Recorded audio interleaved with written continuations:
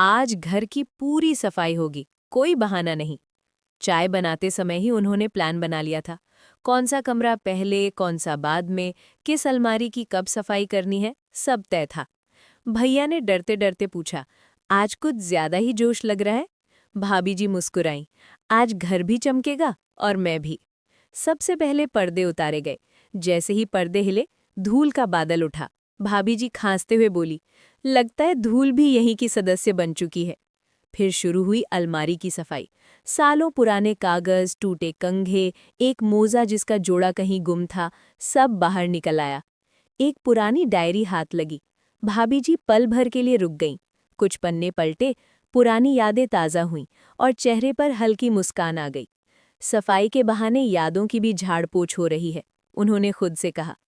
Kitchen की बारी आई तो असली परीक्षा शुरू हुई। डिब्बों के ढक्कन और डिब्बे एक दूसरे को पहचानने से इनकार कर रहे थे।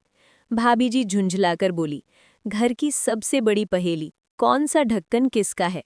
दोपहर होते होते थकान साफ दिखने लगी, लेकिन हिम्मत कम नहीं हुई। पंखे पोंछे गए, खिड़कियां चमकाई गईं और फर्श पर पोछा लगाया गया। पूरा घर धीरे धीरे नया सा लगने लगा। तभी भैया चाय लेकर आए और बोले, वाह, आज तो घर ही बदल गया। भाभी जी पसीना पूंछते हुए बोली, घर नहीं, बस थोड़ी परवाह दिखाई है। शाम तक सफाई पूरी हो चुकी थी। भाभी जी सोफे पर बैठी, थकी हुई लेकिन संतुष्ट। साफ घर को देखकर मन को जो सुकून मिला, वो शब्दों में बयान नहीं किया जा सकता था। उन्होंने गहरी सांस ली और सोचा, सफाई सिर्फ घर की नहीं, सफाई के बहाने यादों की भी झाड़ पोछ हो रही है। उन्होंने खुद से कहा। किचन की बारी आई तो असली परीक्षा शुरू हुई। डिब्बों के ढक्कन और डिब्बे एक दूसरे को पहचानने से इनकार कर रहे थे। भाभी जी झुंझलाकर बोली, घर की सबसे बड़ी पहेली, कौन सा ढक्कन किसका है?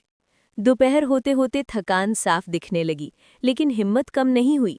पंखे पोंछे गए, खिड़कियां चमकाई गईं और फर्श पर पोछा लगाया गया। पूरा घर धीरे धीरे नया सा लगने लगा। तभी भैया चाय लेकर आए और बोले, वाह, आज तो घर ही बदल गया। भाभी जी पसीना पूंछते हुए बोली, घर नहीं, बस थोड़ी परवाह दिखाई है। शाम तक